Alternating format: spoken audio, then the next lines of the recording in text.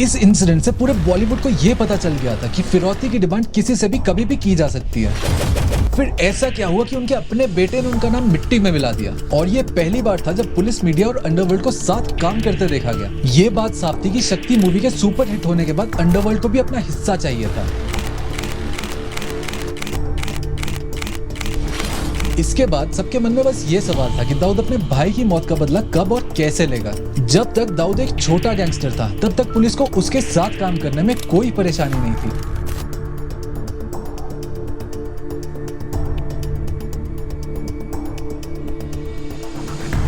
एक ऐसा इंसान जिसने गैंगस्टर होने की डेफिनेशन को इंडिया में चेंज करके रख दिया और देखते ही देखते इंडिया का सबसे बड़ा डॉन बन गया। मुंबई के एक गरीब मोहल्ले से उठकर दाऊद ने एक ऐसा एम्पायर बनाया जो पूरी दुनिया में फैला हुआ था। दाऊद से पहले भी मुंबई पर कई गैंगस्टर्स ने अपना दबदबा बना कर रखा था, और उस समय के दो ऐसे गैंगस्टर थे, करीम लाला और हाजी मस्तान, जिनकी बात हम इस वीडियो में आगे करेंगे। पर आगे बढ़ने से पहले हम दाऊद के बारे में थोड़ा जान लेते हैं। दाऊद इब्राहिम का जन्म साल 1955 में हुआ था और वो अपने परिवार के साथ रतनगिरी से मुंबई की एक सिटी डोंगरी आया था जब उसके पिता इब्राहिम कास्कर को पुलिस में कांस्टेबल की नौकरी मिली थी। पर जो उस टाइम पर पुलिस की सैलरी थी वो उनके परिवार को गरीबी से बाहर निकालने के लिए काफी नहीं थी। फिर भी उनके पिता रिश्वत और घूसखोरी से दूर रहा करते थे, जिस वजह से उनका पुलिस डिपार्टमेंट में काफी नाम हो गया।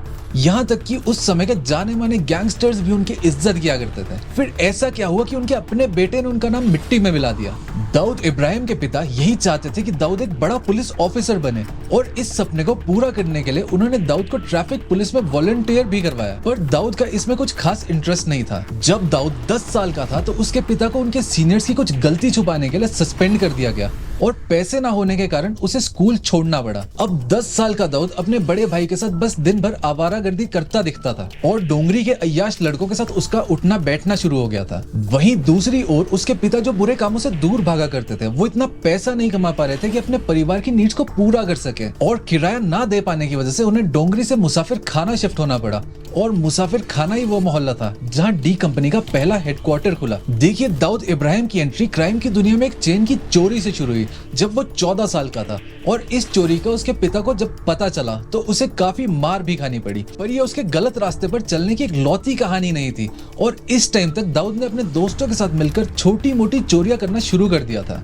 20 साल का होने तक दाऊद ने अपने कनेक्शंस और मजबूत बना लिए थे। 1972 में मुंबई के इलेक्शंस का टाइम था जब एक ही कॉन्स्टिट्यूंसी के दो कैंडिडेट्स, बाशु पठान जो एक जाना माना गैंगस्टर था और मौलाना बुखारी में कांटे की टक्कर थी। और जब मुस्लिम लीग के बाशु पठान जीत गए तो मौलाना बुखारी को यह हजम नहीं हुआ और वो दाऊद इब्राहिम के पिता के पास पहुंच गए और कहा कि तुम्हारे लड़के जो दिन भर आवारा घूमते हैं उनको मजहब के काम में लगाया जाए। तो मौलाना के नेतृत्व में यंग पार्टी खुली जिसमें दाऊद के गिरोह के सभी लड़कों को शामिल करवा दिया गया, और मौलाना की पहुंच भी अच्छी थी, इसलिए पार्टी में और भी लड़के जुड़ते गए। और मौलाना ने इलेक्शन कमीशन में काफी अर्जी डाली इलेक्शन के रिजल्ट को पलटने के लिए, पर इलेक्शन कमीशन ने सब अर्जियों को खारिज कर दिया। अगर उस समय मौलाना जीत गए होते तो शायद दाऊद आज भी नेतागिरी से ही जुड़ा होता और हम आज भी दाऊद को इलेक्शन में खड़ा देखते। मौलाना अब हार मानकर पीछे हो गया था, पर यंग पार्टी ने अब तक अच्छा रुतबा बना लिया था, और दाऊद ने भी यंग पार्टी की मदद से अपना पैसा कमाने का काम और आगे बढ़ाया था, और वो इस पार्टी की आड़ में पैसे वालों से चंदा वसूल करने लग गया था, और अगर कोई पैसा देने से मना कर देता था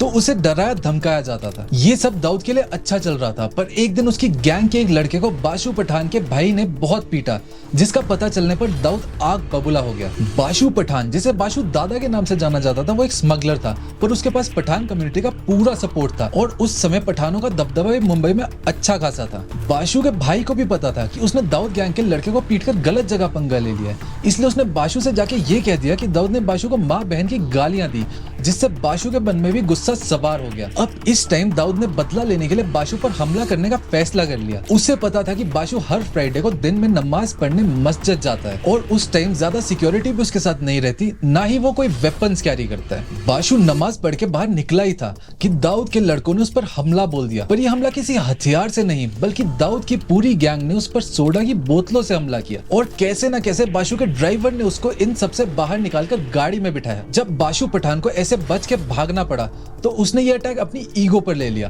पर दाऊद यहाँ तक रुकने वाला नहीं था और उसने अपने मन में बाशु को तोड़ने का एक और प्लान बना रखा था। दाऊद अपने लड़कों को लेकर बाशु के दरबार पहुंचा और हॉकी उठाकर सब तहस महस करना शुरू कर दिया ताकि बाशु का अहंकार ऐसे टूटे कि वो लोगों को शक्ल ना दिखा सके। अब ये सब ठंडा हुआ ही था कि किसी केस में बाशु को पुलिस ने अरेस्ट कर लिया, पर यह क्लियर नहीं था कि दाऊद ने उसको अरेस्ट करवाया या नहीं। और जैसे ही बाशु पिक्चर से बाहर हुआ तो दाऊद ने बाशु के बाहुबली खालिद से हाथ मिला लिया, जो उसके लिए एक बहुत बड़ा अचीवमेंट की तरह था। दाऊद ने एक रिपोर्टर को भी अपना दोस्त बना लिया जिसका नाम नातिक था, और नातिक दाऊद के कहने पर ऐसी न्यूज प्रिंट करता था जिससे बाकी गुंडे उसके सामने छोटे लगने लगे। कुछ ही टाइम बाद 1977 के लोकसभा के इलेक्शंस होने थे और इलेक्शन में दाऊद ने नातिक को इंडिपेंडेंट कैंडिडेट बनाकर खड़ा कर दिया। उस समय पठान गैंग का डोंगरी में काफी दबदबा था और इलेक्शन से पहले पुलिस चाहती थी कि कोई दंगा फसाद ना हो और पठान गैंग को कंट्रोल में रखा जा सके, क्योंकि पठान गैंग की दहशत से पूरा मुंबई डरा रहता था। और नातिक तो एक रिपोर्टर था, तो उसका न्यूज के लिए पुलिस स्टेशन आना जाना लगा रहता था और उसने पुलिस को जाकर ये आइडिया दे दिया कि सिर्फ दाऊद ही पठान गैंग की गुंडागर्दी को रोक सकता है। और ये पहली बार था जब पुलिस, मीडिया और अंडरवर्ल्ड को साथ काम करते देखा गया। दाऊद ने पुलिस की आड़ में अपने इलीगल काम और ज्यादा बढ़ाए और अभी तक वो सिर्फ 22 साल का था। इलेक्शन का रिजल्ट जब आया तो नातिक कुछ वोट से हार गया और इस हार को दाऊद ने तो एक्सेप्ट कर लिया, पर नातिक ही एक्सेप्ट नहीं कर पाया और अपनी हार का गुस्सा उसने पठान गैंग के बारे में उल्टी सीधी खबरें प्रिंट करके निकाला, जिससे वो पठान गैंग की हिट लिस्ट में आ गया। अयूब लाला, जो उस समय का एक और डॉन था, उसके बारे में नातिक ने कुछ ऐसी न्यूज प्रिंट कर दी जिससे अयूब को जेल जाना पड़ा और जेल से बाहर निकलते ही उसने नातिक को घर से उठाकर अधमरा रास्ते पर फेंक दिया। और नातिक को जब हॉस्पिटल लाया गया तो वो बात करने की हालत में भी नहीं था। उसने दाऊद को बस इतना बताया कि किसने उसका ऐसा हाल किया और उसकी मौत हो गई। माना जाता है कि नातिक की मौत ने दाऊद के जीवन को बदल दिया, क्योंकि दाऊद उसको अपने काफी करीब मानता था। अब नातिक की मौत का बदला लेने के लिए दाऊद ने अयूब को मरवा दिया और अयूब पठानों के करीब था, जिसके बाद पठान गैंग और दाऊद में दुश्मनी बढ़ने लगी। कुछ टाइम बाद हाजी मस्तान, जिसका जिक्र मैंने वीडियो में शुरू में किया था, जो उस टाइम का सबसे बड़ा डॉन था, उसने मुंबई के सभी गैंगस्टर्स की मीटिंग बुलाई और इस मीटिंग का सिर्फ एक उद्देश्य था, दाऊद और पठान गैंग की सुलह करवाना। सबने सोचा था कि वहाँ दाऊद और पठान गैंग के बीच एक घमासान होगा, पर वहाँ 22 साल के दाऊद ने लड़ाई करने की जगह सब्र से पठानों के साथ समझौता कर लिया, जिससे उसकी इज्जत अंडरवर्ल्ड में और बढ़ने लगी। दाऊद का ओहदा इस लाइन में बढ़ ही रहा था तो उसने स्मगलिंग का काम भी शुरू कर दिया। उसके आदमी दुबई से एयरप्लेन्स में सोने के बिस्किट्स एक मिठाई के डब्बे में डाल के लाया करते थे और फ्लाइट से उतरकर वो डब्बा कचरे में फेंक दिया करते थे और फिर जमादार को कुछ पैसे देकर कचरे में से वो डब्बा निकलवा लिया करते थे। ये करके दाऊद ने भारी पैसा कमाना शुरू कर दिया। साथ ही साथ पुलिस में भी उसका दबदबा बढ़ने लगा।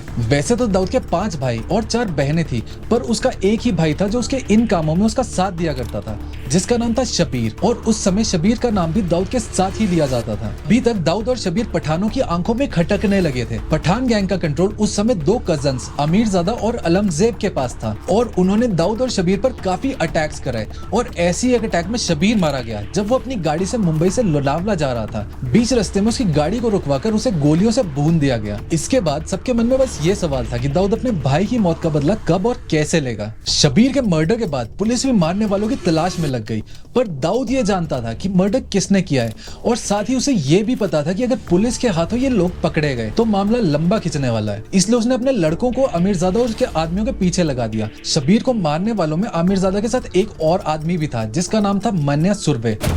अगर आपने shoot out at Wadala movie देखी होगी तो आप मान्या सुर्वे के कैरेक्टर को जानते होंगे, जिसे जॉन अब्राहम ने प्ले किया था। एक दिन मान्या सुर्वे की लोकेशन की टिप दाऊद को कहीं से मिलती है, पर दाऊद खुद कुछ करने के बजाय ये टिप पुलिस को देने को तैयार हो जाता है, पर एक शर्त पर। और पुलिस भी सुर्वे को पकड़ने के लिए उत्सुक थी, तो ये शर्त मान ली गई। अब मान्या सुर्वे जब किसी से मिलने वडाला कॉलेज के बाहर आया तो उसे पुलिस ने घेराबंदी करके गोलियों से भून दिया और यही दाऊद की शर्त थी कि सुर्वे को जिंदा ना पकड़ा जाए। इसके बाद दाऊद का नेक्स्ट टारगेट अमीरजादा था, जो अंडरग्राउंड हो गया था। अब देखा जाए तो दाऊद का अमीरजादा से बदला लेने में एक्टर दिलीप कुमार का भी हाथ था। उस समय एक ब्लॉकबस्टर फिल्म गई जिसका नाम था शक्ति, जिसको मुशीर आलम ने प्रोड्यूस किया था।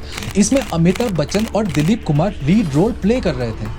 एक दिन मुशीर अपनी गाड़ी से जा रहे थे, पर उनको ये पता नहीं था एक एम्बेसडर कार उनका पीछा कर रही है। जैसे ही वो एन बसेंट रोड पर पहुंचे, उनका रास्ता रोक लिया गया और इससे पहले कि वो कुछ समझ पाते, उनको कुछ पठानों ने आंखों पर पट्टी बांध दी और अपनी गाड़ी में बिठा लिया। मुशीर को उसी समय ये समझ आ गया कि ये मामला जरूर पैसों का और फिरौती का है। ये बात साफ थी कि शक्ति मूवी के सुपर हिट होने के बाद अंडरवर्ल्ड को भी अपना हिस्सा चाहिए था और पुलिस को मुशीर की किडनैपिंग की खबर देने दिलीप कुमार खुद पुलिस स्टेशन पहुंच गए। पर पुलिस के कुछ करने से पहले मुशीर को छोड़ दिया गया क्योंकि उन्होंने पठानों की मांगे मान ली थी। इस इंसिडेंट से पूरे बॉलीवुड को ये पता चल गया था कि फिरौती की डिमांड किसी से भी कभी भी की जा सकती है। मुशीर से पूछताछ करने पर पुलिस को ये तो क्लियर हो गया कि किडनैपिंग के पीछे अमीरजादा का हाथ है और पुलिस पर किडनैपर्स को पकड़ने का वैसे ही काफी दबाव था क्योंकि मुशीर एक बड़ी हस्ती बन चुके थे। अब पुलिस अपने इन्फॉर्मेंट्स की मदद से किडनैपर्स को पकड़ लेती है और उसी रेड में अमीरजादा भी पकड़ा जाता है। पर दाऊद के नजरिए से देखें तो अमीरजादा उसके हाथ से निकल गया था। अब तक दाऊद की गैंग में कई हिंदू भी शामिल कर लिए गए थे। उनमें से एक गैंग मेंबर जिसका नाम था बड़ा राजन, और बड़ा राजन ने ही अमीरजादा को मारने का प्लान बनाने में दाऊद की मदद की। बड़ा राजन का प्लान के मुताबिक जब अमीरजादा को कोर्ट में पेश किया जाएगा तो उसे गोली मार दी जाएगी। अब सवाल ये था कि गोली चलाएगा कौन? तो इस काम के लिए बड़ा राजन ने एक ऐसा इंसान चुना जिसके आगे पीछे कोई नहीं था, क्योंकि ये एक ऐसा मिशन था जिसमें गोली चलाने वाले का बचना नामुमकिन था। तो इस काम के लिए उसने गुंडे परदेसी को चुना। कोर्ट की सुनवाई के दिन राजन ने परदेसी को अंदर तक छोड़ा। जैसे ही अमीरजादा पेश हुआ, परदेसी ने गोली चला दी। परदेसी को यह कहा गया था कि गोली चलाते ही वो खिड़की से कूद जाए और बाहर राजन की गाड़ी उसका इंतजार कर रही होगी। पर राजन जानता था कि कोर्ट में गोली चलाकर भाग जाना नामुमकिन है और वो ये सोच रहा था कि पुलिस परदेसी पर वहीं गोलियां चला देगी और वो वहीं मारा जाएगा और बिना परिवार का ये आदमी किसी काम तो आएगा। अमीरजादा तो वहीं मारा गया, पर परदेसी को गोली नहीं मारी गई बल्कि उसे अरेस्ट करके पुलिस स्टेशन लाया गया। पूछताछ करने पर उसने पुलिस को दाऊद और राजन के नाम दे दिए। पुलिस के पास दाऊद को अरेस्ट करने के लिए ठोस सबूत थे और दाऊद से पुलिस अब वैसे ही हाथ साफ करना चाहती थी। जब तक दाऊद एक छोटा गैंगस्टर था तब तक पुलिस को उसके साथ काम करने में कोई परेशानी नहीं थी, पर अब दाऊद एक बड़ा स्मगलर और गैंगस्टर माना जाता था और उसके साथ कोई भी वास्ता रखना पुलिस की इमेज खराब करने लगा था। अमीरजादा के मर्डर के बाद दाऊद ने अपने कई और दुश्मनों के मर्डर्स करवाए और जब भी उसके खिलाफ कोई अरेस्ट वारंट निकलता तो वो दुबई भाग जाता और बेल की एप्लीकेशन डालने के बाद ही इंडिया वापस आता। दाऊद की पहुंच अब इंटरनेशनली भी कई कंट्रीज में थी और वो दुनिया के सबसे बड़े स्मगलर्स में से एक बन चुका था। वहीं मुंबई में एक नया कमिश्नर आया जिसने मुसाफिर खाने पर हमला बोल दिया, जो दाऊद का सबसे सुरक्षित अड्डा माना जाता था। पर उन्हें दाऊद वहां मिला ही नहीं और उस रात के बाद आज के दिन तक दाऊद ने इंडिया में कदम नहीं रखा। कुछ सालों तक तो उसकी खबर कहीं ना कहीं से सुनने को मिलती रही, पर 1993 के मुंबई ब्लास्ट में उसका नाम आने के बाद वो पूरी तरह से अंडरग्राउंड हो गया और कहा यह जाता है कि वो अब पाकिस्तान में बैठकर सब कुछ संभालता है और आज भी उसके नाम से उसके दुश्मन कांपते हैं और आज भी उसका दबदबा बाकी गैंगस्टर्स के बीच बरकरार है।